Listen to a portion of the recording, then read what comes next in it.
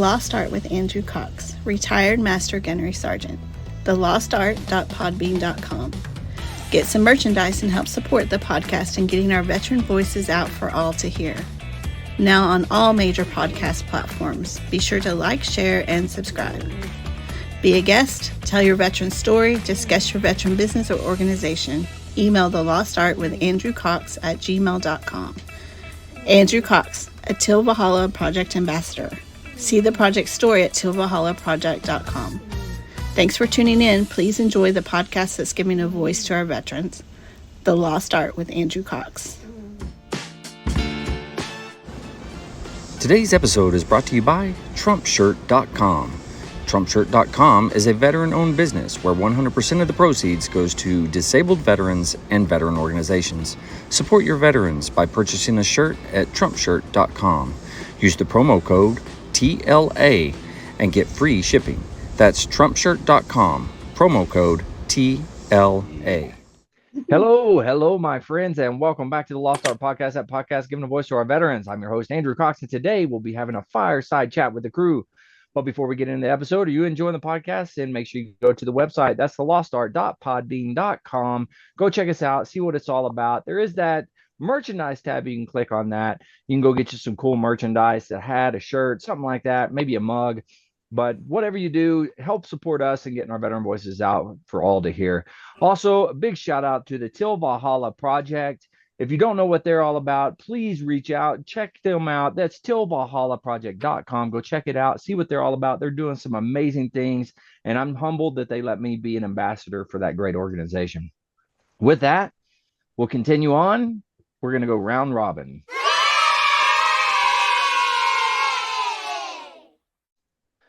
We're going to start this one out with Vic. Vic, how you doing? Life is good. Back into, I'm kind of starting to get my feet under me when it's my battle rhythm going with my teaching stuff going on. I got my hand slapped a little bit this week. So when I was teaching from January to May, I was a part-time teacher. Nobody cared. Now that I'm a full-time teacher, I got to do all the full-time teacher stuff like grade books and lesson plans and all that kind of stuff. And I've been kind of dragging my feet on that stuff. The principal finally called me in his office and was like, "You got to do this." So now I'm literally like behind the eight ball. I'm trying to catch up, and it's a pretty steep curve. But I'm getting there.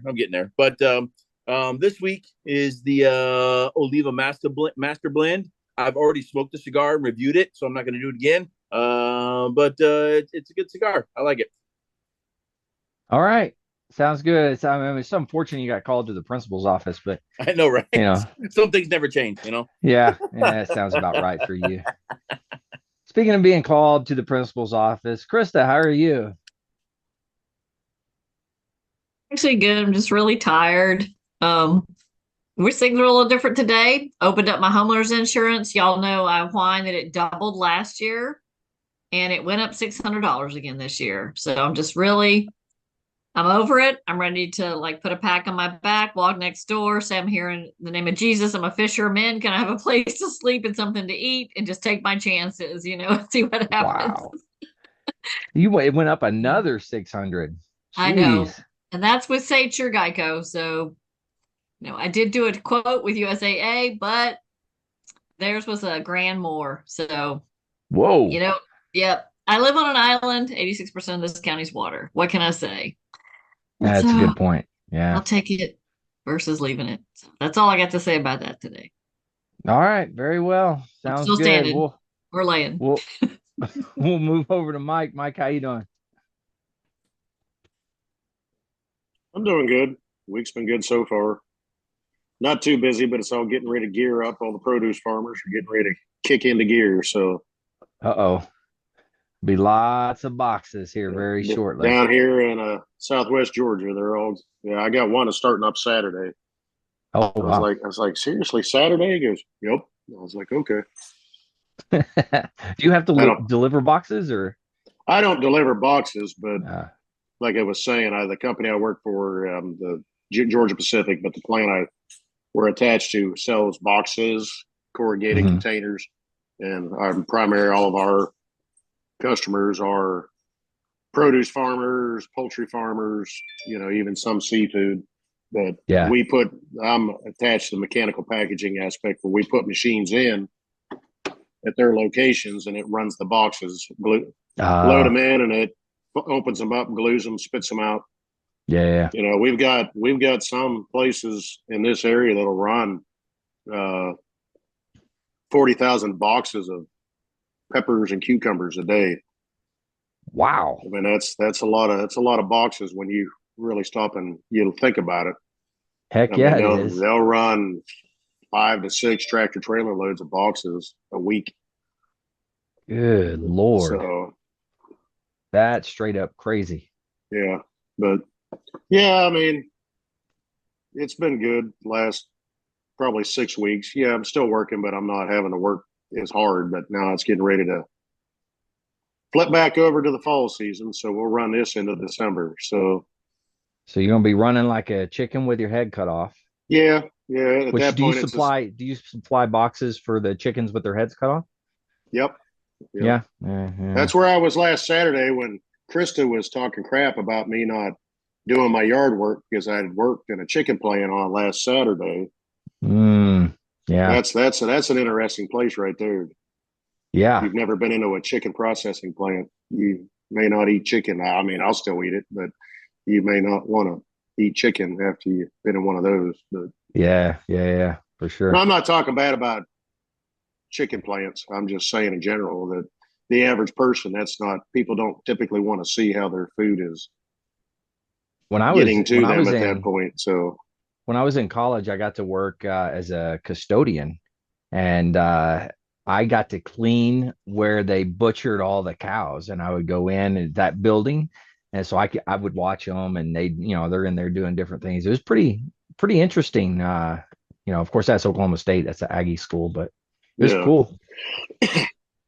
Yeah, I think a lot of things have changed in the industry, and for I don't know what my mind's going blank. As far as the handling of cows and chicken and stuff like that to be a more humane style of processing. But either way, when you're standing there watching them dump bins of chickens, and all of a sudden one gets loose out of the bin and is making a hightail across the parking lot, and you're like, "Run, dude, just run, man! I'm here for you. Run!" It's like, "Oh, he didn't make it. Okay, sorry. You should have been faster."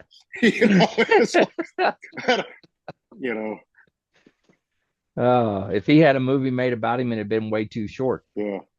I watched that. I was like, "Run, man, just run. You got 50 yards of the tree line, dude. Just keep going." And about 6 people out there zigzagging all around trying to catch a chicken. I'm like, "Dude, go, just go." Oh man, they got him. It's like, okay. Not that he was going to survive in the woods and he would have come back out, but I mean, come on. I'm your advocate right now. Let's go. Come on, move. I like it. Speaking of chickens and Arkansas, Aaron, how you doing? You should never use those two in the same sentence. You're my frenemy this week. So let me be like the Bama fans, and I'm just gonna say "woo pig, woo pig, woo pig, woo pig," like they say "roll tide" all the time. Yeah, that's a good point. Roll tide, Yeah. But I like it. It's flooding here in Florida. If y'all haven't seen, and that's where I was coming from. I mean, literally, traffic on a 40-mile-an-hour zone is literally doing 5 miles an hour, and just waves going up on the side of the roads. It's pretty bad. It's coming into us now, Aaron. So we're just now starting to get some of it, but they're calling for flooding here tomorrow. I hope it avoids Krista. They've already had their flooding for the year, but we're getting ours now for sure. Well, how's your neighborhood? Is it good? Yeah, it's fine. That's funny. Real quick. So when we bought the house, we looked at the survey and everything, and they said, "Oh, you don't require flood insurance." So we didn't have flood insurance. And then when we refinanced, they're like, "You got to have flood insurance." My neighbor has lived here 50 years, and he says not once has it flooded. And as a matter of fact, when we first moved here, the roads would flood, like it would flood down the road, but now it doesn't do that. So, yeah, That's interesting. Maybe there's like a 50-year flood thing that they go off of. And maybe they could put some common sense to it, but no, they'd rather have me pay an extra $2,500 a year in flood insurance. But anyway, wow. All that to be said, all is good. All is well in preparations for Saturday in the showdown in Stillwater. Yeah, it'll be a good. Is it in Stillwater? It's in Stillwater. We may have a fighting chance then. If it's in Stillwater, we might have a fighting chance with a home crowd. That might be the only way we're going to get that one, but we'll see. The issue is it's only 3 hours from Fayetteville, so less than 3 hours from Fayetteville. So there's still going to be a lot of Hog fans there too. Oh yeah. Not to mention Eastern Oklahoma. There's tons of Hog fans all over Eastern Oklahoma. Yeah. So gotta love that. Expect to see all kinds of Crocs on the field. That's for sure. There's only one Pops with Crocs around here. That's me. Pops with Crocs. Speaking of, Pops with Crocs, there's another gentleman that's going to join the podcast. You probably see his face already. It's all good. This is Dave Kyle. Dave Kyle has actually been on the podcast several times with me. As in fact, he was the very first veteran story that was told. And in fact, Dave, you're the podcast that I got in trouble on with my mom because I got a little too drunk. So I can just saying, you started it, Dave. Yes, I did. I blame you. You are still going is a testament to your tenacity. Dave, how you doing? Very good, my friend. Very good. What's life been doing for you up there? You're up in Wisconsin area, right? Yes, up by the Twin Cities in near Minnesota. There, yeah. I am a high school custodian, so the start of the year is going on, and we're finding out that students did not spend all of their summer just laying around and whatnot.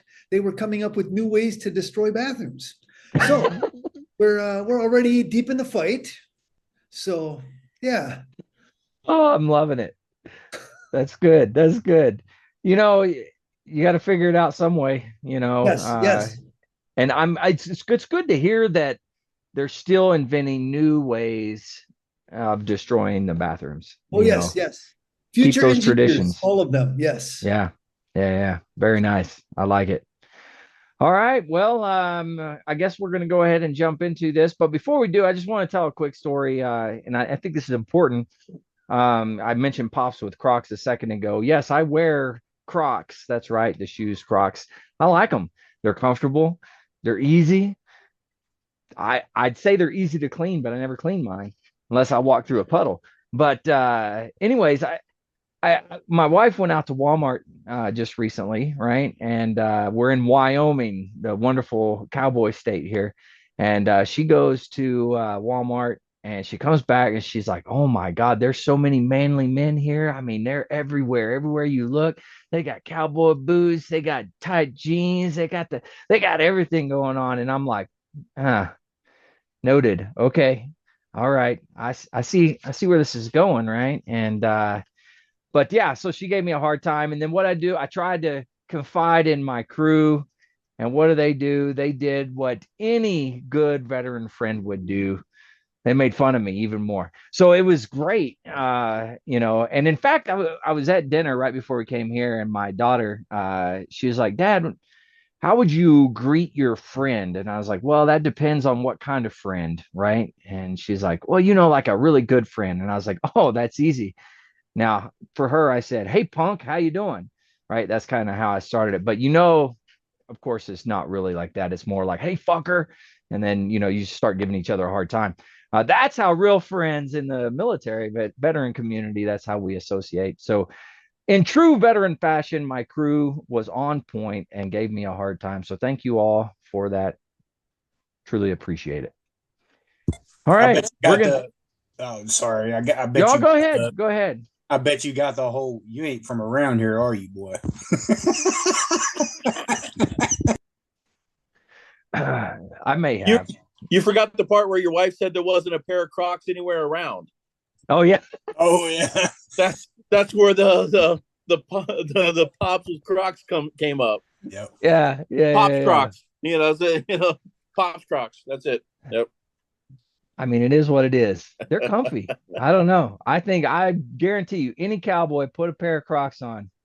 I tell you what, you're gonna have a good old time because man, it's like walking on clouds, Well, you can see it all over Southwest Georgia. Everybody and their brothers got their Mossy Oak Crocs on and their Mossy Oak, everything and anything. But Andrew, the last time I saw you in Crocs, like you had one toe sticking out a hole, and I'm like, dude, seriously, you can't like fix that? I mean, it's like what? It's like stick it back in there.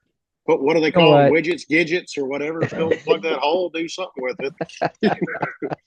Put a Mickey Mouse on it or do something, man. It's like. Did I at least trim the toe? It's because you have two pair. You have a regular pair that you wear without socks, and then you said you had a larger pair that you wear socks with. Oh yeah, I don't wear socks with them. Although I tell you to change your socks. That's not what you were saying. I don't know. All right, well, let's move on. We're going to go ahead and jump into military news with Vic.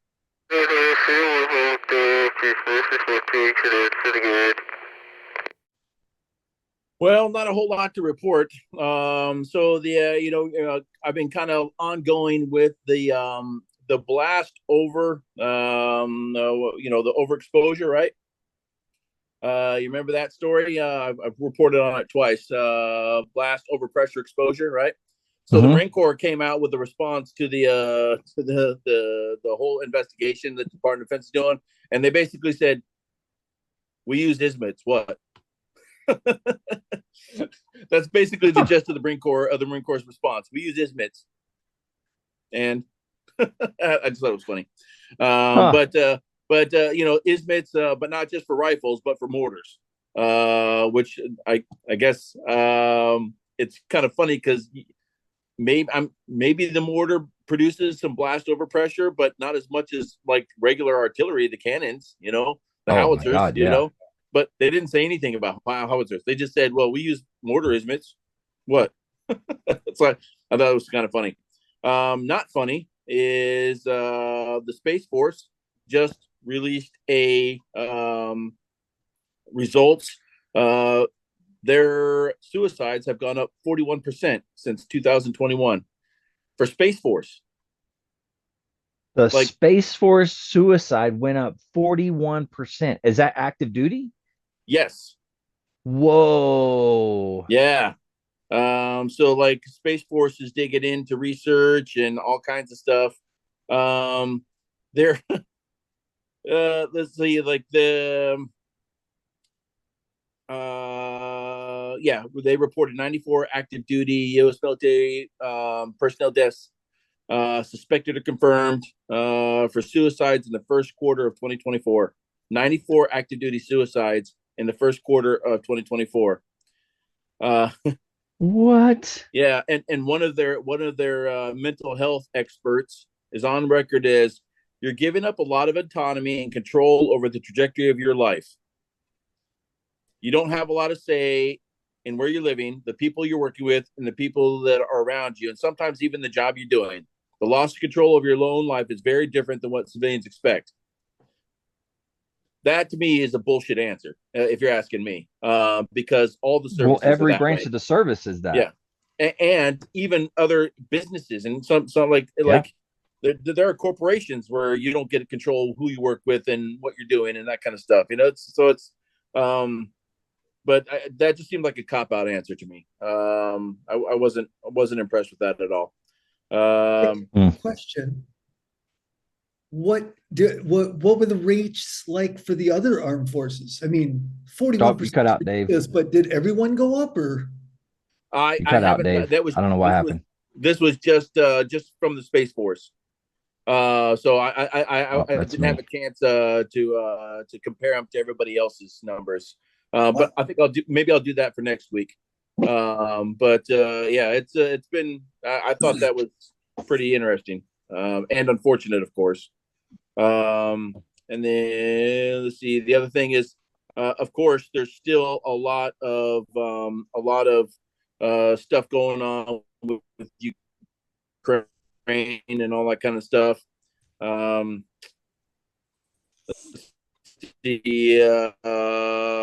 see, defense to host Ukraine defense is still going on. There doesn't look like to be, as long as the current administration is control, it doesn't look like there's going to be any let up in support for, and by that I mean giving money to Ukraine anywhere in the near future. That's interesting. And, that's all I got. Yield the rest of my time. Very well. Yeah, All they will have to wait for the next administration, probably the next Congress, to vote on things to change. So I don't see anything changing the rest of this year anyway. Yeah.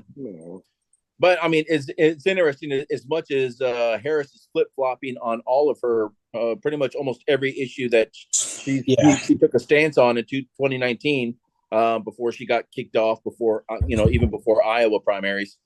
She's been flipping flopping back and forth on all these things. So there's no telling where she could go with Ukraine, honestly. Yeah. Who knows what next year is going to hold for the world? But Trump has said that if he gets reelected, he will stop that war before he even assumes office. In 24 hours, that was what I believe he said.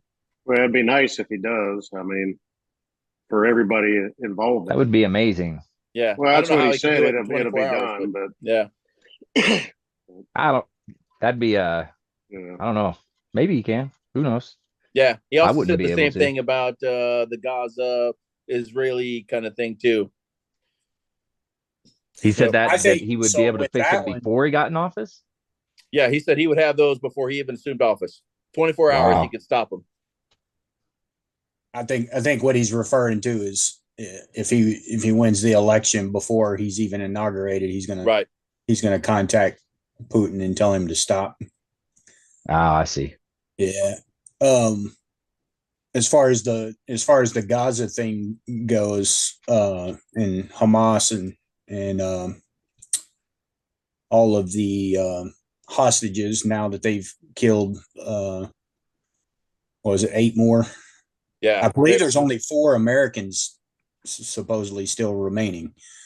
I think there was 8 total. I don't remember the exact number, but anyway, I don't think we're going to have any hostages left by the time it's said and done. I think they're going to end up murdering all of them. Yep, leaving them in tunnels under the city. How many more do they have? Oh, that's why I said I don't remember the number. I have to look it up. That wasn't what my current events topic was about, but well, speaking of current events, brought it up. Yeah, since Vic brought it up. Current events with Aaron.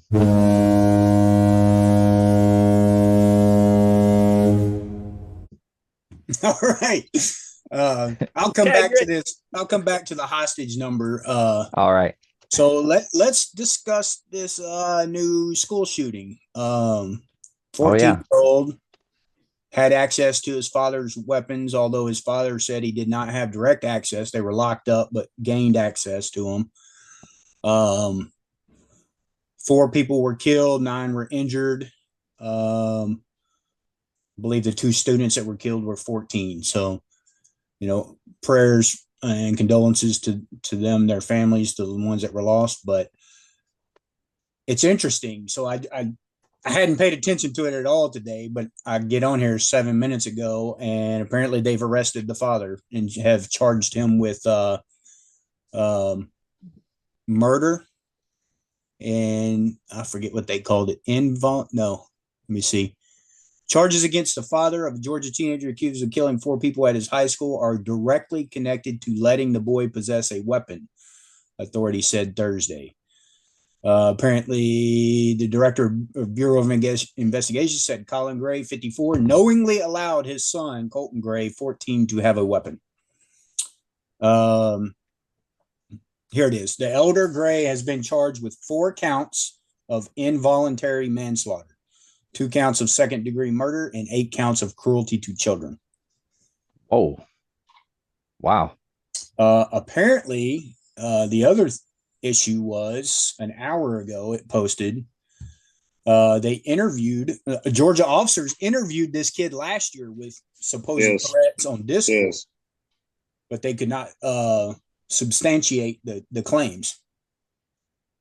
So they interviewed him about threats on the school before? Yep. Yeah, About he had posted threats on- online threats, but you had to interview him because he was a minor and his father was sitting there beside him. And his father was basically speaking for him, saying, no, he doesn't have direct access to weapons and he can't. Really? So they couldn't substantiate any of it. So they just said, okay. So Yeah, my phone Interesting. since yesterday has been going ding, ding, ding, ding, ding. I don't mean that in a good way. It's about all the updates. yeah. And now, even here in South Georgia, there's 2 different counties where 2 different teachers have been arrested for showing up to campuses with firearms on them. Teachers. Really? Yes, like they were legally allowed to have concealed weapons, but as teachers, they were not authorized to have concealed weapons on school campuses. On the school premise. Yeah. Yes, and they were, which I agree with, honestly, but I don't know. There's so many different ways you can go with all of it. I mean, it's just I honestly don't know at this point what the fix is. And that's the thing is, like, a lot of people are like, well, we have to do something. And it's not working. Okay, well, the thing that is supposed to be done is following the law and following up on these things. You interviewed a kid last year with direct threats, but you couldn't substantiate it.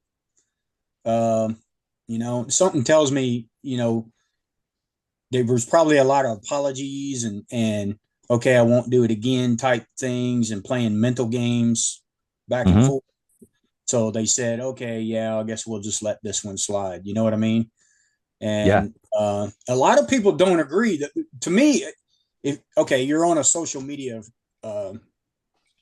platform, Discord, and you make a threat, and apparently the reports came from across the country. So people seen this, they reported it, and then they investigated it, and apparently his account was deleted, so on and so forth. I think immediately, that kid should be taken for a mental evaluation. Parents should be taken for a mental evaluation, and kind of, I'm not saying we can't. I mean, heck, we can, I guess. I mean, it's been known that we've spied on American citizens, right? So I think you can put some type of watch on this kid for a period of time to ensure that, there's nothing fishy going on, so on and so forth. Random checks, a monthly check, whatever. But you can't. I find it hard to believe that, okay, you responded to reports last year, you couldn't substantiate it, that between last year and this week, that something within between there hasn't triggered this kid. It's fucking substantiated now, isn't it? Yep, absolutely. Hey, how big what city? Was it a big city, small town? What was it? Mike, probably. It's a city just north of Atlanta. It's still considered Atlanta at that point. It's really? Not a small Appalachia High School. So I think, if I'm not mistaken, it had like 2,000, almost 2,000 kids enrolled in that school. Winder, Winder, is that how they say? Yeah, it's Winder. Yeah, Winder. Yeah. It's so north of Atlanta. What I was gonna say is, if it's a small town, I can kind of see when you have one cop on duty at a time. Like in my hometown, Vian, it's small. There's, you get the one cop, that's about it. Maybe a second one on, maybe some high traffic or high volumes or something. But when you have one guy and he's having to do everything in the town, I could see where that could be difficult to be checking up on somebody. But if you have, a whole team, now granted, it's a bigger place, so it's probably, when you look at numbers, it probably averages out the same, but I don't know. 18,000 was their 2020 census. So that's pretty good size from where This falls on the parents. This falls on the father. Yeah, there was 1,800 in my hometown. So yeah. Aaron, allow me to poke the bear a bit here. So based off of what you were saying, would you suggest then that in a situation like that, they maybe pull the guns from the household while they're under investigation? Or I see, that's the part where you start getting into, yes, I absolutely, you're poking the bear, but that's where Americans have a disagreement. like me, I absolutely believe in the Second Amendment. But when you have kids running around threatening people and the parents aren't doing anything about it, absolutely go, you know, where you confiscate the weapons and keep them stored until you can substantiate something, since you couldn't substantiate. You know? I would say at a minimum, if you find something like that comes up, you know, yes, take the family in and evaluate the whole family. You know, that maybe the mom, the dad, the kid, find out what the situation is, and at that point, then make a decision. If the decision is, hey, there's something here, we need to pull the weapons, then pull the weapons. At least in my opinion. Yeah, I don't. You know, I hope they do a thorough investigation here, and I would not put it past them finding out that the father was mistreating him and mentally abusing him. And I'm not saying that's everybody, all right? Because, you know, I didn't grow up in a perfect household, and I easily could have been one of those statistics. But that's actually one article it wasn't the local news, but it was another article that came in. I was reading it earlier this morning. Yeah. When I was sitting at a customer, they were talking about, you know, because he's what, 14? 14. Yeah. And they were talking about, you know, unfortunately, and I'll push this back to the space age conversation topic that Vic brought up. But, you know, this kid was in, you know, and I'm not trying to say this to sound bad, but, you know, unfortunately, this kid was in a COVID time. You know, and that's one thing they're talking about is there's, you know, now it's this mental health aspect, you know, and it's not just even in these kids, you know, these kids, you know, those who were in COVID are graduating, but, you know, but he was younger at that point. And the mental aspect of that, of what it's doing to these kids, especially with, you know, social media, nonstop information, you know, information or how to do this, how to do that. Maybe that's just an excuse. But, you know, to go back to what you were saying, Dave, and then, you know, Aaron even saying, you know, I'm a gun owner. I have a concealed weapons permit. I carry a gun.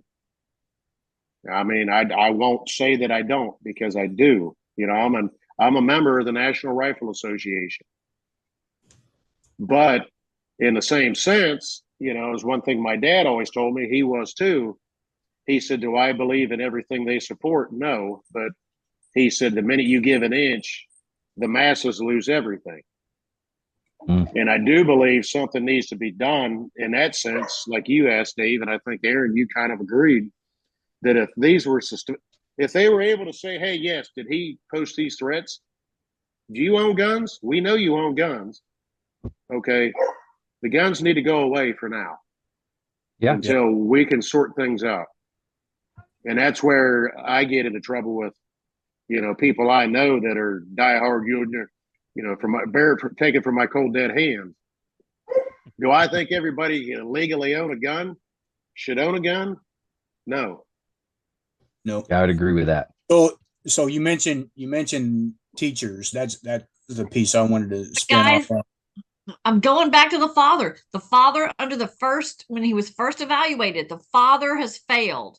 They said they couldn't substantiate it. We're going back to the father. The father was the one who didn't say, my son's messed up. I need to remove the guns from the home. That's what Aaron was saying. This father has failed the system, failed the children that were murdered, failed the teachers that were murdered, failed his son, failed his household, failed the Second Amendment, legitimate real gun owners like ourselves. This father has failed everything. And that's my 2 cents. I could be wrong. I might get it wrong. I might be viewing it wrong, but that's what I'm seeing. No, to some extent, you can't control your kids regardless of age. Sometimes you just nothing you can do. But if you do nothing to prevent it, then as far as I'm concerned, you're as guilty as that kid. That's just, and I wholeheartedly agree that, okay, if they can go back and investigate it and they can determine that, then that father needs to pay that price, unfortunately. Agree. And 4 people died because of it. Well, I can see that. arrested and being charged for it. So I want to bring up a thing we were talking about a second ago. In the military, and somebody has like goes to be seen for mental illness or anything like that, right? Suicide ideation or anything. What's the first thing that the doctors always say? Like, hey, does this person have a weapon? If he does, he can't have it. And what do? If they live out in town, we go to their house, we take their weapon, and we say, hey, sorry, buddy, you can't have this. The military already does it. Can't go to the rifle range, until you're cleared. You can't, there's the stuff that happens. I don't see that being an issue if you did something like that, in the civilian sector as well. But I get, yes, that can push the envelope of the Second Amendment and stuff like that. But we do it in the military and it works. Well, don't we even go farther? My terminology might be wrong, but the Lauterberg Amendment, where even if there's domestic abuse, yes, absolutely. Domestic abuse doesn't necessarily just mean spouse. That's anything within the family. Mm-hmm. This may be a perfect case. Again, I don't know. I haven't been following it as closely because it's just there's one too many. So the Lautenberg Amendment makes it a felony for anyone convicted of a misdemeanor crime or domestic violence, such as an assault or attempted assault on a family member, to ship, transport, possess, or receive firearms or ammunition. Right. So,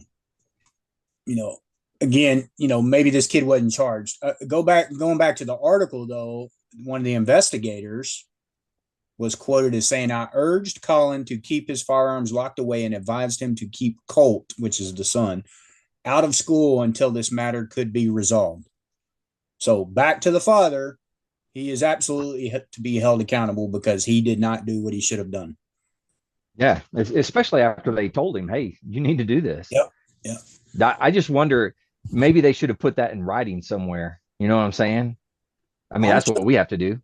I'm sure it's in something that was filed. What honestly, what was writing going to do, though? I mean, that's the unfortunate hold somebody aspect. Accountable in there. Yeah, but unfortunately, 4 people are dead now, and how many are true in a hospital? So, yeah. And from everything I've read and the way it's been on the news here, is it could have been a whole lot worse than what it was if it hadn't been for the resource officer and things like that. Having something in writing could definitely speed up the criminal case. That's true. Yeah. But even more tragic, just a couple of days ago, an 8-year-old in Utah died from a self-inflicted gunshot because the kid was left in the car alone. Mom went into the store to grab something, I don't know, and kid found a gun under the seat. Yep. I mean, that stuff is just horrible. Yeah, that happened here a couple of months ago in Georgia, in this area. Just because the mom and dad went into Walmart, the hometown Walmart, and he was, had a shady past. I don't mean to, whatever the case, and it was made clear that he did, and had a Glock in a damn car, and the older kid picked it up and shot his sibling, who then died. Mm-hmm. And as far as I'm concerned,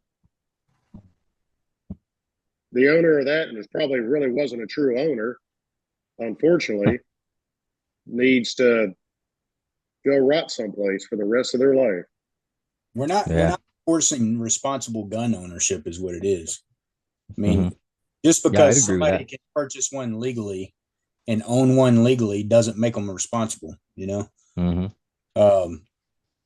I know people that I know a former cop. Well, I met a former cop that showed up at a range that we were at a couple of weeks ago with my friend, and that dude could not handle a firearm.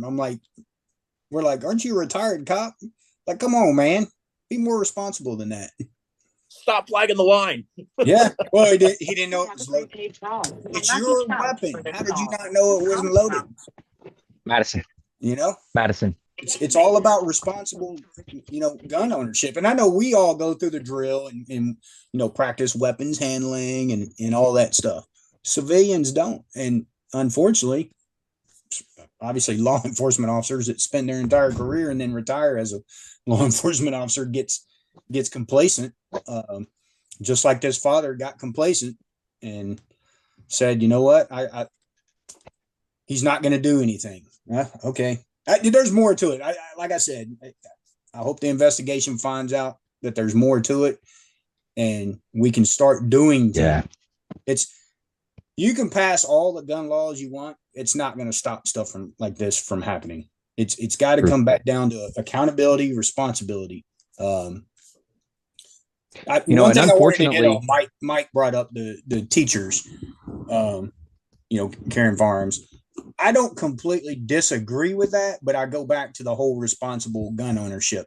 Like, if they enact something like that, you're going to have just random teachers going and getting it. I got it. I personally think we can, instead of sending billions of dollars to Ukraine, we can invest in our country and take, whether it's retired military, former military, people that have been proven to be able to be responsible gun owners, and whether it's making them security or whatever in these schools. And I'm not saying, okay, we got to line the school grounds with armed guards. That's not what I'm saying. But I think at the entry points, like the schools around me, they all have all the entry points are locked.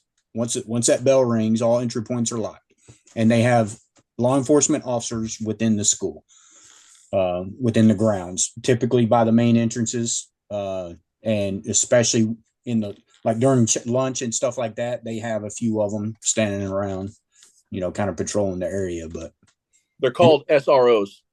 Yeah. Well, they actually use Hillsborough County law enforcement officers for. Well, the SROs in Beaufort County are supplied by the sheriff's department. Oh, okay. Yeah, so that's the same way here in Lee County where I live. Yeah, exact same way. Yeah, most schools that's becoming the model now. Yeah. Because like when there's an altercation in school and there's like a physical altercation, like the SROs start an investigation, they go through it, and if it turns out, charges are filed. Yeah, they don't mess around. Good. Like like assault charges, assault and battery charges. Kids get into fight. You don't paddle them anymore. There's charges are pressed. Yeah, that's the way it is here. They are directly detained.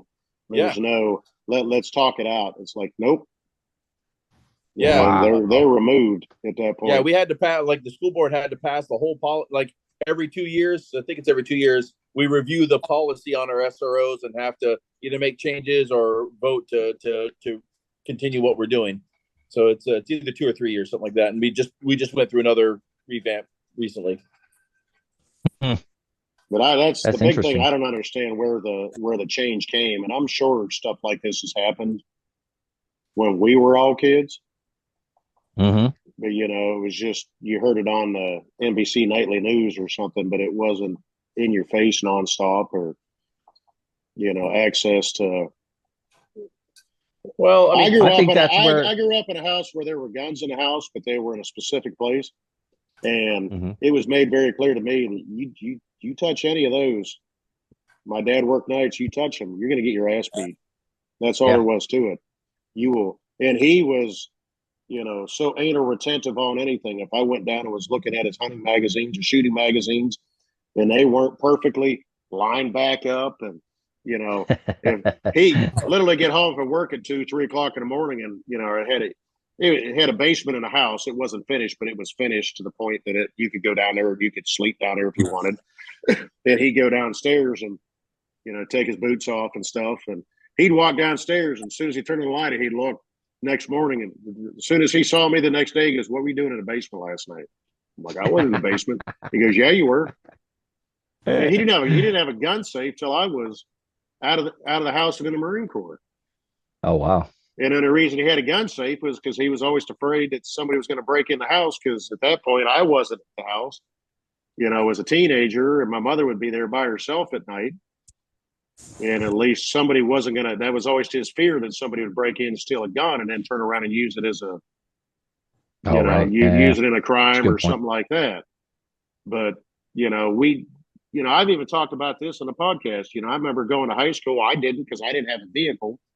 But, the teachers would be like, the the Monday after Thanksgiving was the first day of buck season, antler deer season up in the north, And that week, the teachers would be like, "Who's going hunting Monday?" Stuff like that. Did anybody get a new gun? They're like, "Oh yeah, I got it out in the truck." And the teacher would be out there during lunch break looking at, so and so's new rifle or shotgun hanging in the rack in the back of the truck. So I couldn't have my guns in the house because my stepdad was a convicted felon. Yeah. Oh, no kidding. Mine, I was either transporting them to or fro grandpa's house or a friend's house. Usually, if we were going hunting that weekend or whatever, keep them with my friend. But yeah. But I don't know where the mind shift came into play all of a sudden. Yeah. There was never, hell, I'll be honest with you. I don't think there was a day when I was in high school, I never went to high school without a pocket knife. Yeah. It was just a standard thing. Yep. And nobody stood there and got in a knife fight in the hallway. It was, come on, let's go. You know what I mean? It was, well, let me bang your head off the wall, off this locker a couple times, but nobody ever pulled a knife. Nobody, that's just nobody fist fights anymore. They want to kill each other. Yeah. I think it goes back to, I don't think with all the video games and all the killing and all the different things that there are, I don't think that kids, as they're growing up, actually understand what death really is. Like they see it like on TV or whatever, but what happens? You get a new life, right? Or you see that actor again in another movie, or, there's something like that's going on, right? But they see it, they watch it, but there's no consequences to the action at that point. Yeah, but take us, everybody when we were growing up, you like you were saying the chickens, right? You go outside, you chop the head off a chicken, it's dead, and I'm eating it. And that's just the way it was. So like I grew up rabbits, man. My dad, I remember him slicing the rabbit's throat and it screaming and all kinds of craziness. And hey, I knew it was dead and we ate it, so death is a real thing. Whereas I think nowadays people don't see it that way because they don't ever really see death or experience it as often. Definitely desensitized to it because of video games in Hollywood. Yeah. Yep, agreed. All right, Aaron, you got anything else? There's always something going on, but I'll leave it at that for tonight. All right. Sounds good. All right. Well, we're going to change things up. We're going to go to Good News Mike.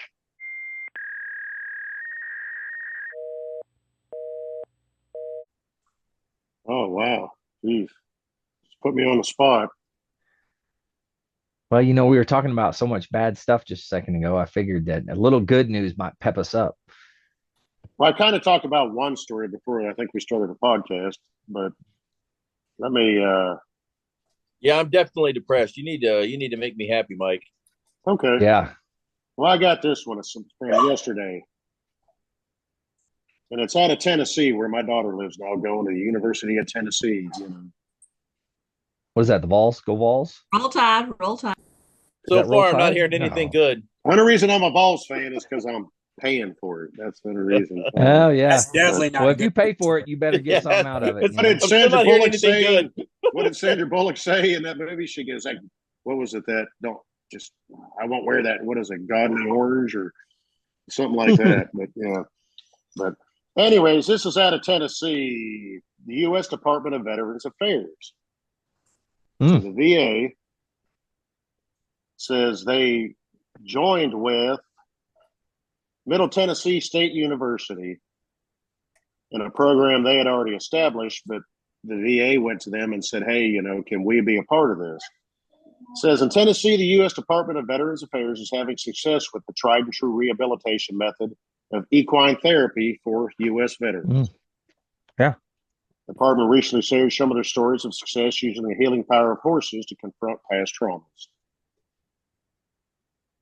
And this particular is one of that's talking. I was kind of confused because it says Joanne here, but then later on it says he. So I don't know if I just didn't read it thoroughly or not. But anyways, this particular veteran says is one of the many veterans out by the Center for Equine Recovery, or the CRV.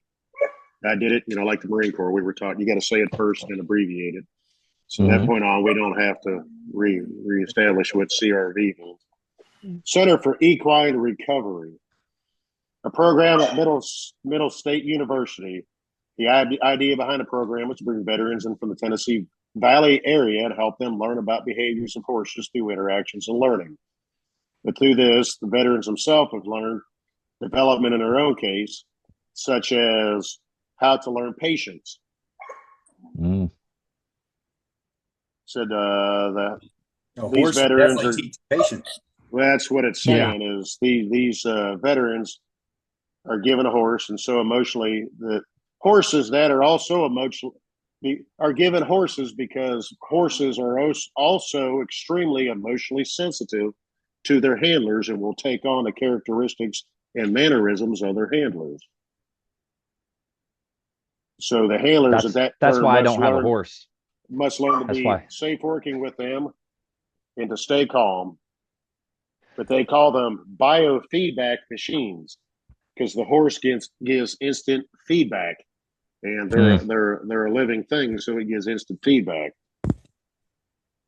I said, sorry, Mike. Could you imagine could you imagine putting Crocs on a horse? In case you're wondering, he'd have little plastic spurs on the back there going. In case you're wondering, I do know how to ride a horse. Mode? Thank you very much. Yeah, put him in sport you would mode, have to put the Crocs in sport mode to ride a horse. Terrain, you're right. Oh my God. Yet another thing. That's great. All right. What else you got, Mike? Equine therapy. That's a great thing. I did a podcast a while back about equine therapy, which was really cool. A lady who actually runs one in Texas. But yeah, those things are great. Keep going, Mike. I'm just Aaron was rude and interrupted you. No, he's fine. This is supposed to be uplifting. People from Arkansas seem to interrupt. Supposed to be good news. What is it? Suey Piggy? What is it? Woo Pig? Is that Woo Pig Suey? Suey Pig. Yes. Woo Pig what? Now, see, in Alabama, we had hog killing day. We didn't have chicken killing. We had hog killing day, and it was a family event. Emma's dead to us now. Hog killing day. But to go in, one of these said one of the veterans, her name was Penny, didn't give a last name. Said she went in not trusting other people, not trusting large animals because she'd had a fear of large animals, particularly cattle and horses. But was in this program was made to learn self-confidence. She said, my horse Penny showed me patience. She taught me when I got anxious, she also got anxious. So I had to calm down, take a deep breath. And when I did, the horse reacted in kind and gave me more than I was able to give her because she was not judgmental. Which again goes back to several of the stories I've done about animals. About how animals know more, and especially horses. A horse is a direct reflection. I'm not a big horse rider, but a horse is a direct reflection of you as a human. At that point. So if you're not able to be one with the horse, then you're never going to have that kind of relationship. And that's what they're talking about. Confidence and patience and courage are vital skills that are tantamount to the VA's whole health service with the recreational therapy portion of whole health. The class walks through veterans through both classroom and hands-on demonstrations on how to groom, care for, and get to know the horse in a 10-week period. Veterans learn how to walk and guide the horses while dismounted and how to lead them through various obstacles, which may be challenging not only to the horse, but to the veteran, putting them in positions that may lead them back to former service traumas. That's interesting. Says you have to work as a team with your horse emotionally and physically for it to work. Is this something that VAs across the country are going to start doing? It doesn't say that. It just says that the VA in Tennessee had reached out to this Middle Tennessee State University because they kind of already had a program established. And the VA asked if they could be a part of it at that point. So, and they said yes. So that's really cool. It is a neat thing, and I did remember you had said something about past podcast with equine, isn't it? What equine rehabilitation? Yeah. Well, like it says right now the CREV is the only program of its kind in the nation, but are more likely needed. Veterans of all ages, including veterans of World War II, Korea, Vietnam, the Gulf War, and the recent wars in Iraq and Afghanistan, are the greatest risk for suicide within the veteran population. Is that pretty much everybody? Yeah. So I just think they didn't want to not put everybody in the article. That way nobody got offended at that point. I see. Yeah. But it says animal therapy methods have been used for decades as part of rehab and therapy. And this was an article I was going to do Thursday, but I didn't get to do it.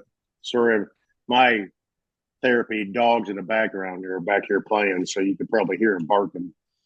But there was one that it was on the Good News Network. This is where I was getting some of these.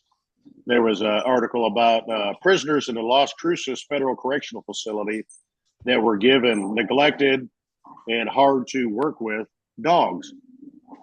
And, we've seen these programs you've done that before. They were talking about. Did I do it? I couldn't remember if I had done it or not, but they were talking about that.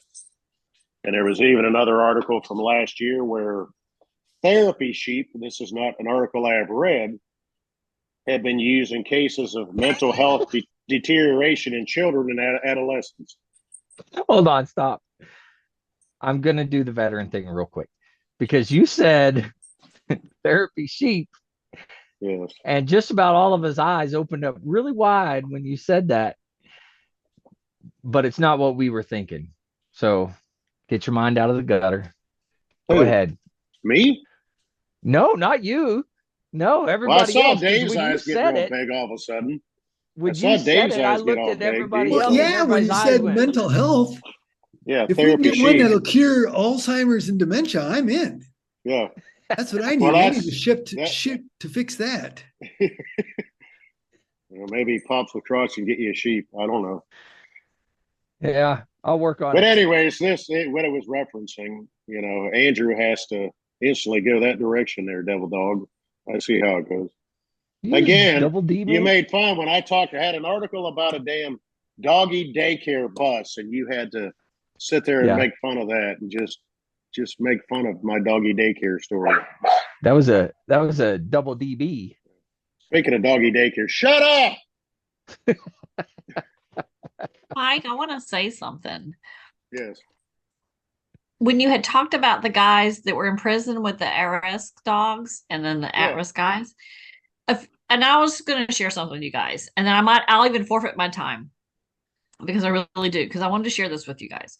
And my dog is not like a special needs dog, or it's not a, what kind of dog do you call them?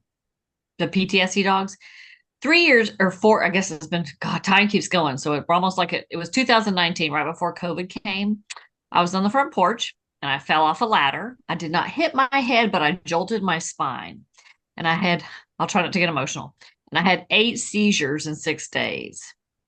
And so by quantitative numbers, I'm considered epileptic.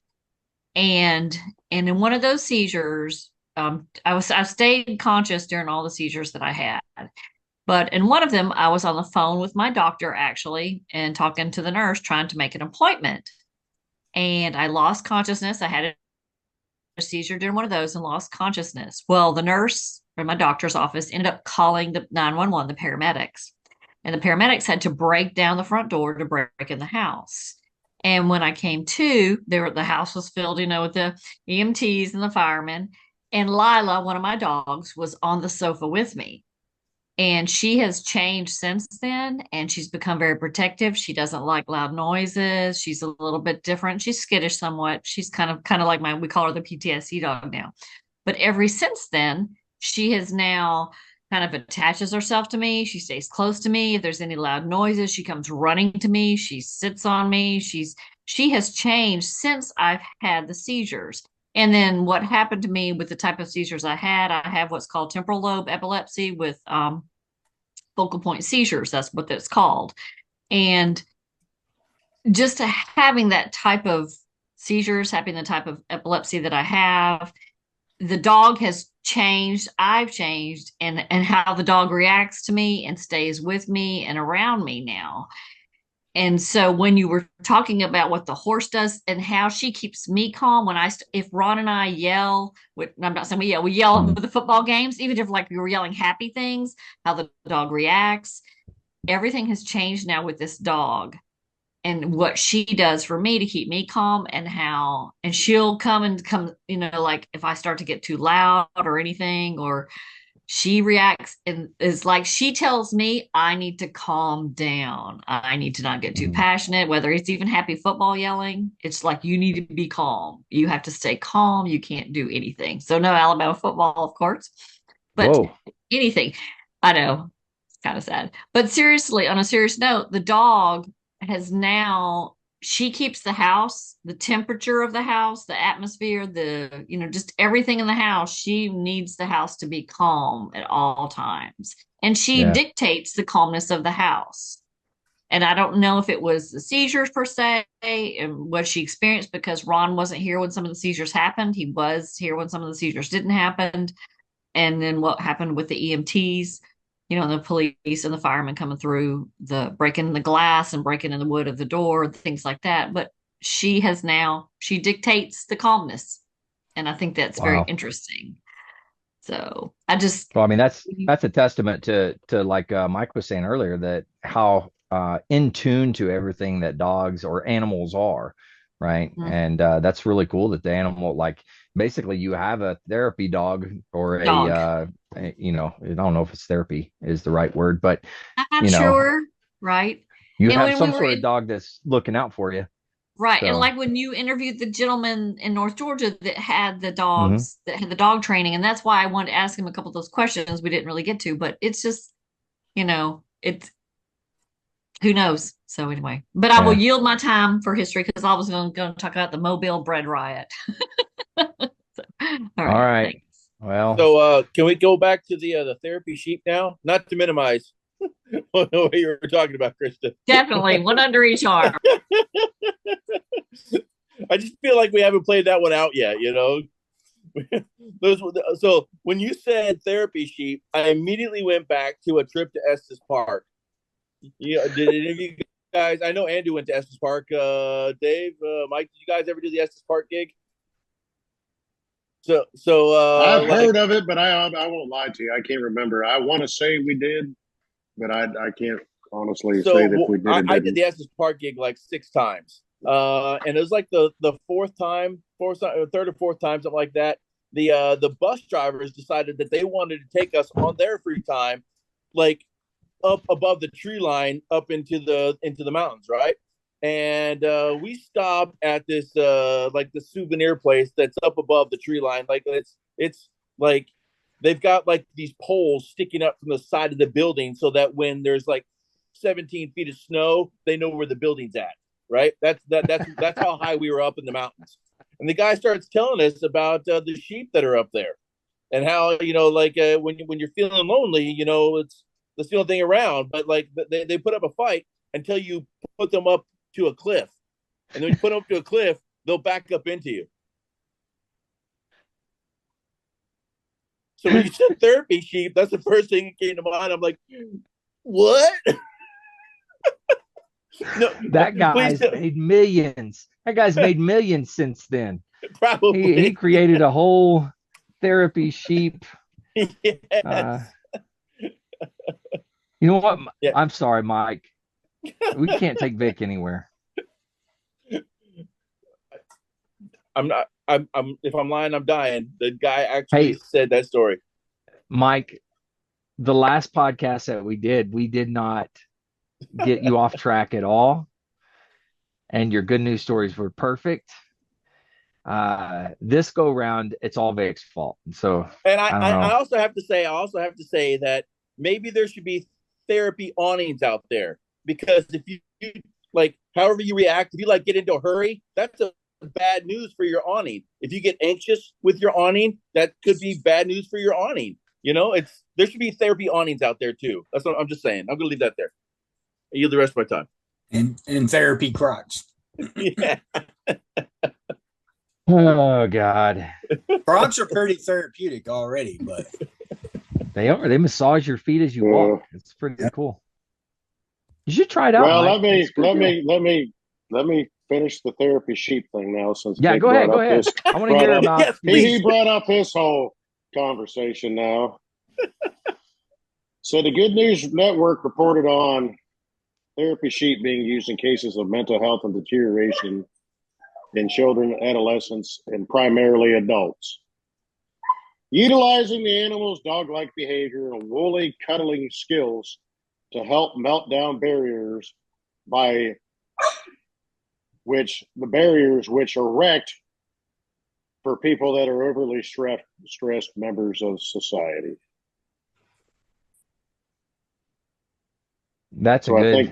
I think that goes back to Vic's explanation of that, and they back up into you, and it didn't have to use the word erect, but it did.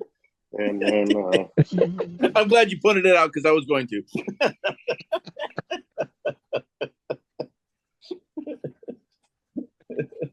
Oh God! There's a reason that I clicked the that was for adults button. Vic. Bad. All right. As we move on here, Krista has yielded her time. So we're going to go to our new edition. This is The Lost Arts with Dave Kyle.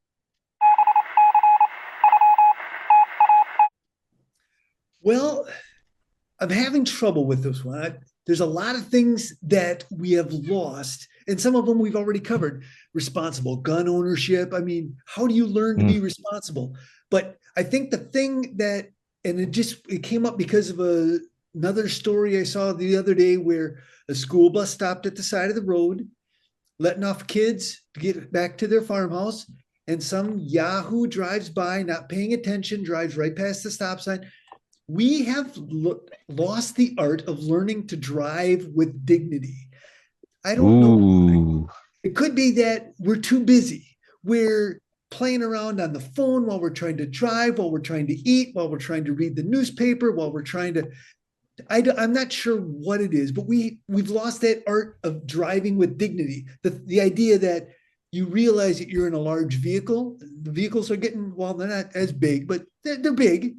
And you're moving fast. You need to be aware of everything around you. You need to drive with that kind of dignity. And we simply don't. It would almost be uncommon for you to open up Facebook or some social page and not see another story about road rage where someone brake checks a trucker because the trucker, or whatnot, or gets out and hits another vehicle with a baseball bat because they didn't get what they thought was respect or something like that. What happened to that driving with dignity? Like, okay, you're going to make mistakes. Everybody, I'm sorry to say, makes mistakes when they're driving. I have stopped at a stop sign and waited for the light to change. Okay, part of that's me. And I know that I need to get a therapy sheet because I'm developing dementia or whatnot. I probably only got a couple years of driving left and then I'm done. But we all make mistakes. Why do we have to react so meanly to other people when they make mistakes when they're driving? And we're guilty of it even in more sublime ways. Nobody follows the speed limit anymore. Matter of fact, if you're not doing the speed limit, you generally get a ticket because you're impeding the flow of traffic. We've lost that sense that, hey, maybe they weren't very smart when they put the speed limits up, but they're there for a reason. Maybe we can, without assuming that we know everything, follow the speed limit for a while. If anything, you get better gas mileage when you're going slower. So that is true. And we can see it every time. Okay, I loved being stationed in San Diego. It was beautiful weather, but merging in San Diego just doesn't happen. They don't understand the concept of a zipper at all. Apparently because no one has to put on a winter jacket, so they don't have zippers, so they don't know what to do with a zipper. They don't understand that. But merging, everyone's trying to zip past that extra person to get ahead so that they can then sit in traffic just the same amount of time they were going to sit in the first place. What We've lost that art. I don't know how to get it back. I'm just here to report on the bad news. I don't have a good answer for it. Yeah, all will those tell you- California hippies with button flies, man. I tell you. Yeah, stupid button flies. Who the heck ever invented that concept, anyways? Because they're not convenient. No, not at all. And no offense, I'm not looking down at anybody's crotch to see if you got a zipper or button flies for a fashion statement. So I mean, it's not convenient, especially if you're in a hurry. I started off in the Navy, and those Navy trousers have 14 buttons across the front. Let me tell you, when you have to pee, that is not the way to go. Well, Definitely peeing at that erecting point too is many even the walls. worst. That's it. Peeing is the least of my thoughts. You know, it all hits us. We're like, oh, come on now. I won't. It's, you're driving and you're getting home or you're getting close to a rest stop or something, and I won't say what I call it, but you can. Everybody knows what GPS is, right? You're like, okay, I gotta go, especially when you're getting home. And you pull in a driveway and you hit the garage door, you're going to the front door. Your rear end or your body knows, here it is. And it's got like GPA, put an ASS for your butt, at that point. It's like, no. I mean, who wants buttons? It's bad enough I got to do a belt and take the top button down. And, it's like, who wants a damn button fly? I mean, I have no idea. I mean, I heard an American couldn't joke. have developed a button fly. It's got to be a European design. Yeah, that's definitely in France. France. It's a French thing. I was going to tell you, I heard a great joke today. Now that we're somehow talking about this, I don't even know how we got here, but has anybody ever had to go to the bathroom so bad that you pooped before you peed? Huh? That was one of the jokes I heard today. But I have been in that situation. I have. I'm not proud of it. It was I think it's an actual condition. I didn't know that was a segment of the podcast, or I would have been prepared for this, but you should have studied. Definitely have not done enough research on this topic. You're correct. Yeah. Well, I mean, Andrew, that goes back to your low T. Oh my God. You have to sit down to go to the I plead bathroom. the fifth. At least this time you're saying it to my face. You have to Instead sit down of and talking go to about the me bathroom. when I'm not. Are I we have calling it a to cart hear now it. instead of an awning? Oh, Jiminy Christmas. Let's speaking of the lost art of driving and stuff like that, as I change the subject from these yahoos. Driving cross country and in the RV, and I'm not going super fast or anything, but I'm taking all the sights in, and I think we've lost that. The ability to just kind of look around and what is around us, what is happening, and just kind of take that in. I honestly think we've lost that. Okay, Vic hasn't, because he went on his, United States World Tour, whatever you want to call it, motorcycle tour. But you plan on going next year, Vic? Absolutely. Around the same time frame? Yeah. Actually, I'm actively planning to go to Sturgis next year. Oh. Yeah. So I think there's a couple other guys at the cigar shop that I frequent want to go to Sturgis also, are frequent riders. One of the guys has a toy hauler, so we're gonna take turns driving the truck and riding, because I don't want a trailer and go. I want to ride all the way out there. But I think I'm gonna go out early, maybe 2 or 3 days, to meet them in Sturgis and then ride back with them, because I want to go to Colorado and see a friend. Nice. To tie But back, I think I was going to say earlier. I'm sorry, Dave. I was just going to say earlier. I think a part of it is you say drive with dignity, but Pops with Crocs just hit the nail on the head with taking your time, taking everything in, understanding your environment, just don't be in such a hurry all the time. Because honestly, if you do basic math, if you can do basic math, you figure out miles per hour, right? If you're doing 10, 15, 20 miles per hour faster than the speed limit, and oh, by the way, you're only going about 5 miles, you're not really saving any time at all. Yeah. But you're putting everybody out there on the roads, the side of the road, stop getting off school buses. You're putting all their lives at risk for maybe a minute. I go back to the Pixar movie Cars, which was a great movie, by the way. But yeah, everyone's driving to make good time instead of driving to have a good time. And I think that's where we've lost it. Well, that's where, we have rest stops now, but where, the major highways back in the day, and that goes back to cars, there used to be destination stops where people would pull over and have a picnic lunch, and, there'd be places you could sit under pavilions and barbecue and, stuff like that.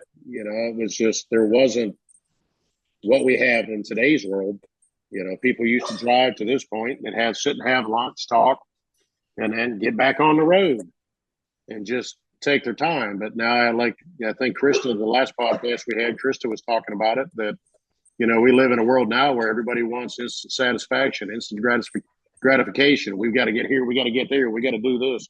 Everybody's lost patience with not being able to understand that.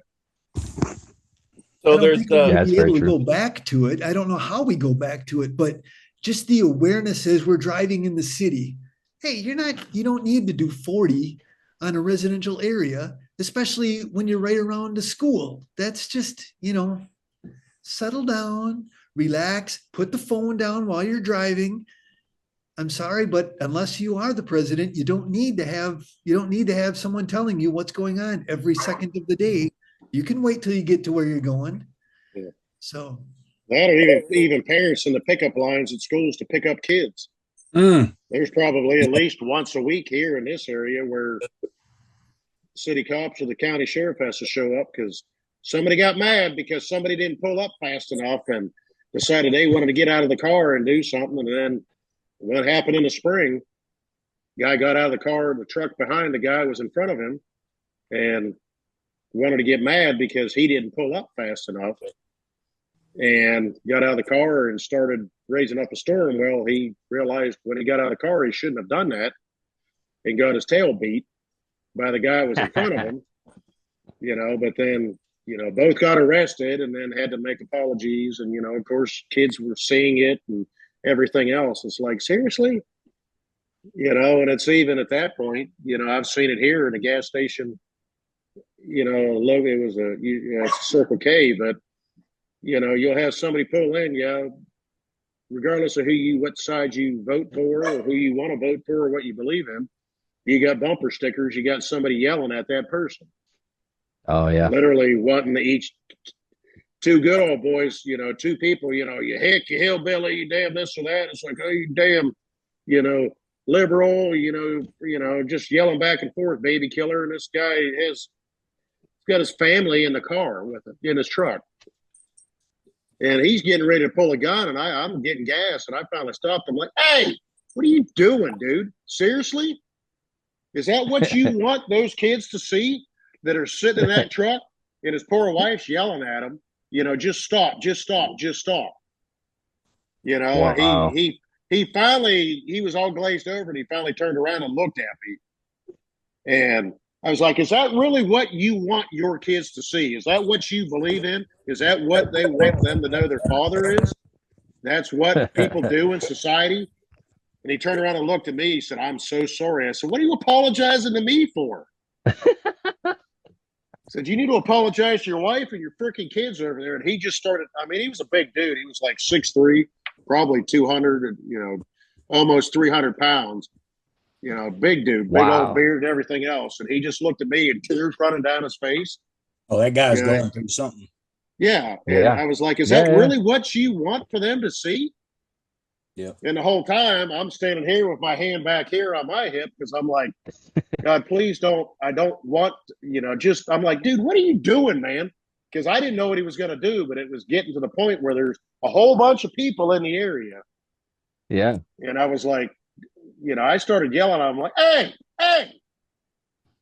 And he turned around and looked at me. He's like, you stay the hell out of it. It's like, is this what you want? Well, thank God you had the courage to say something, man. Seriously. Well, after the fact, my wife was in the truck and she's like, you're an idiot. And because I looked at her and she Never goes, mind. I didn't mean to say that. No, I appreciate you saying it, but she flat out told me it was all said and done. She goes, you're an idiot. I was like, why? She goes, why? What were you thinking? I said, well, somebody had to stop it. No, I was getting to that point. You're not an where, idiot. You're a Marine, and you Some did the people- fucking right thing. Well, that was one thing. That's what I different. said to her. I said, what did you expect me to do?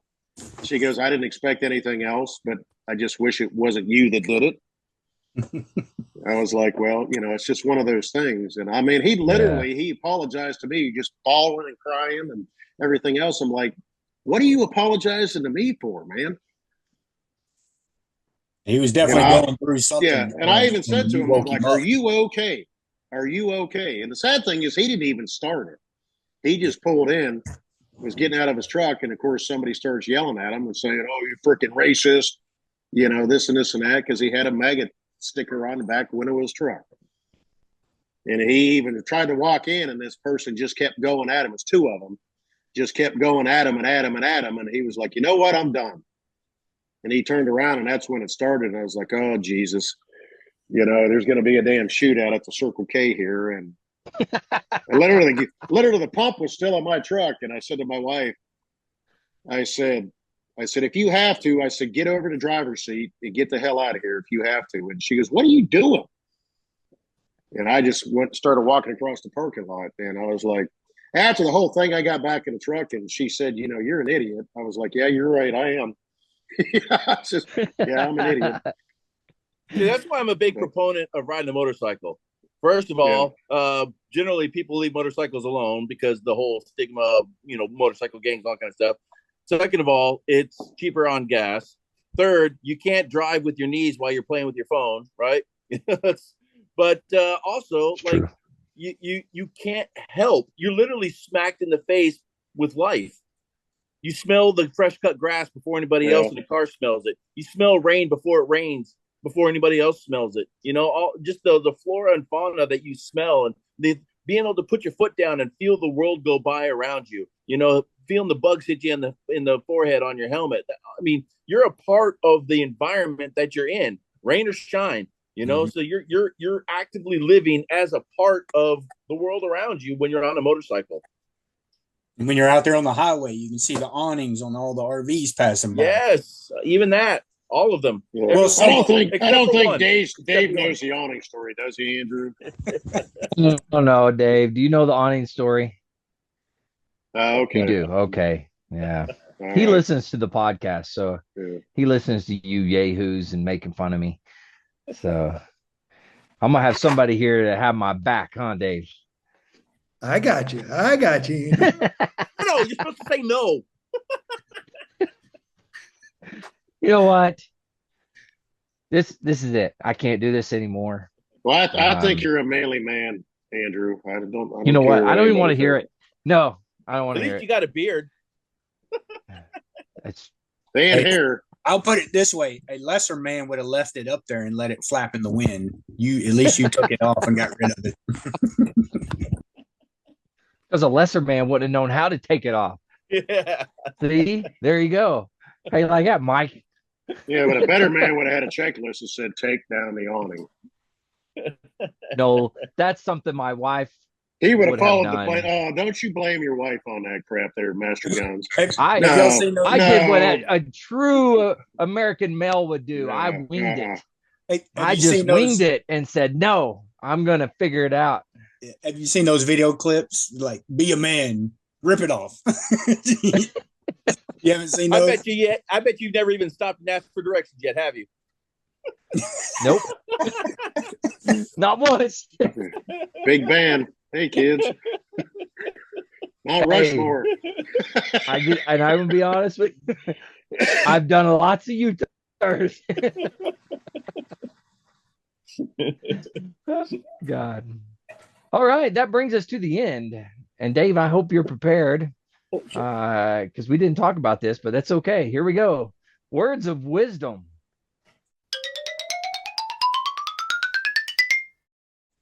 All right, we're going to start this one out with Vic. I'm going to give Dave a little bit of time in case he's not prepared. We'll start out with Vic. Let's see. How about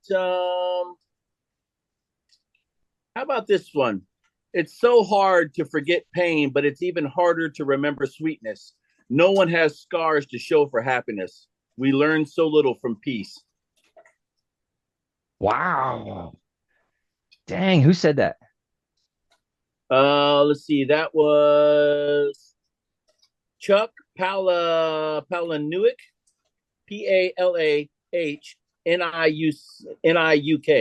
Palahniuk. Chuck Palahniuk. Yeah. I don't know who that is, but that was pretty smart. Yeah, it was good. That was deep. You went real deep this week. Thank you for noticing. Mike, words of wisdom, Mike. Hurry. Well, you're going to come back to me now because you said went too deep, and he said thank you, and I thought a sheep, and no, I can't. Hey, stop erecting Aaron, walls. pull us out. Aaron, pull us out. Hurry. All right. It's not the load that you're carrying that breaks you down. It's the way you carry it. Ooh. Yeah, anybody ever carried a pack understands that. Yeah, That's good. Yeah. Nice. All right, Krista, you ready? Only be prepared to share a meal with those you would be prepared to starve with. Ooh. That was kind of deep. Sorry. That's okay. Say it one more time. Only be prepared to share a meal with those you would be prepared to starve with. Oh, yeah, that is deep. That's good. That's really good, Krista. What are you drinking tonight, Krista? Are you drinking the chocolate thing again? Are you drinking the chocolate thing again? Yeah, I really like that chocolate Bailey's. What chocolate babies? That's what it is. Yeah. All right, I'm sticking with Knob Creek. If you're listening out there, Knob Creek. Hey, I did. Throwing that out I had there a for you. friend over, and we actually had the bourbon cream this weekend. We had the bourbon. The Traveler's bourbon cream. It was good. Jim Beam? Huh? Was it Jim Beam? Was it the Jim Beam one? No, it's Travelers. It's the Travelers. Oh, Trace Distillery. Yeah. Yeah, right on. All right, Mike, you ready? Oh, I guess. You have to put me in a position where I have to be positive, and then you want some positive quote. I mean, it goes against a lot of things with me. But all righty. I think it's good for you, Mike. Everything Mike says is pretty wise. Hey, I hang both pairs of my Crocs on my awning to dry. Andrew can't do that, so that's why I don't wash them. them. That's why I don't wash them. I have two pairs of Crocs. Wash them. God, I hadn't heard that in a long time. Wash. You're welcome. This was actually in the chicken plant I was in last Saturday. It was hanging up on the wall in their little break room I had to walk through. It said, the biggest communication problem is we as human beings don't listen to understand. We as human beings listen to reply. You know what? That is a big one for men in particular. Holy cow, yeah. Say now I'm horrible. It's bad, man. My wife gets on me all the time because she'll start saying something about work and this. And I say, who you want me to go beat up? What do you want me? I'll go give them a call. Yeah, sure, man. Yeah, I don't listen. Yeah, I need to I learn get that all the time. That I've gotten better with it, but I get that a lot. That sometimes all I want you to do is listen to me. Yeah. That way you can better communicate with me instead of thinking you want to give a reply that I want to hear, and I do the same thing. So, and we as Marines by nature, we think we have to try to solve everything. That's true. You don't gotta fix it. That's what she says. Why didn't you tell us that a long time ago, Krista? That's what my wife says all the time. She said, I don't want you to fix it. I just want you to listen. I was like, okay. Yeah, I'm getting ready to go beat on somebody. I mean, I'll give him a piece of my mind. But. It took about 15 years of marriage before I started asking, do you want me to listen or do you want me to fix it?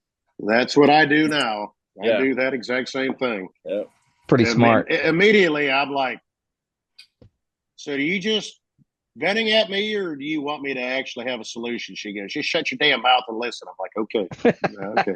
Got it. I will also say Say that I do the same thing with my daughter, and it changed my relationship with my daughter. Right. Really? Yeah. It absolutely did. Huh. And I also want to say that quote is probably the origin of mansplaining. Man, Yeah. Maybe. To go with what you said, Vic, I know we keep going on and we keep talking, and Andrew's trying to close this out, but I had a good friend of mine tell me that his son just turned 21, is in his sophomore year of college, and he said it took him, his son finally stopped him, and something he was telling him, something specific, and he's like, Dad, sometimes if you just listen to me and just let me figure it out, and then after the fact, talk to me about it. And he said, it took my 21-year-old son to finally explain to me how I could actually have a better relationship with my kid. And I was like, holy crap. I was like, he's right. You know, that's not how we were raised, but he's right. Yeah, very true. In a lot of ways, the younger generation is a hell of a lot smarter than we are. But yeah, that was my problem. Is because every time somebody come in, I'm like, oh, I can fix this like that. Okay. Oh yeah, do this, do that, do get out of my office. You know, apparently they want to think through it. Yeah. Well, you also can't tell them to figure it the fuck out either, pops. Not in those words. No, I mean, I have. Don't get me wrong. I've said those words. I have. I think the last time I said them was to you, but you know. Oh, I'm sure. Yeah. Only because you're from Arkansas and Oklahoma State's going to win. But no. Moving on to Dave. You've had time to listen to words of wisdom, so I'm curious to see what you're going to bring to the table here. Well, I was originally my plan was, if it came up, because I didn't know if it was going to come up, I was going to go with one that my wife has on one of her shirts. But Aaron kind of took it. It's like, you know, just because they carry the load well doesn't mean it's heavy and they're carrying a lot, which, you know, is kind of what Aaron was saying also. I mean, just because they're handling it well doesn't mean it ain't heavy. But I think I just want to go with kind of what we were just tying into also. You need to listen with dignity. If we just stop, slow down, and listen to other people, we'll hear a lot more. Wow. Yeah. I didn't say it nearly as well as Black Elk said it, but you know, the book has been read a long time ago, and I can't remember exactly what he said. But we need to listen. Yeah, listen with dignity. Yeah, that's good. Dave, you've been a great addition. Thank you. I appreciate you. Thank you. All right. So all the listeners out there, if you're struggling and need some help, anything like that, make sure that you reach out for help. The VA does have some great resources. You can always dial 988, press option 1, or you can text 838-255, or you can go to veteranscrisisline.net, click on that chat icon. Any of those options are going to put you in contact with somebody that can help you out. But remember, one veteran life lost is one too many. I care about you. The crew cares about you. Everybody cares about you. And if you're out there, you're not struggling, you're having a good time, then reach out to the buddies that you serve with. Ask them how they're doing. If they need a helping hand, please reach out and give them that helping hand. All right, with that, guys, thanks for tuning in. No, wait, guys, thanks for joining me. To all the listeners, thanks for tuning in. Stay motivated. Change your socks.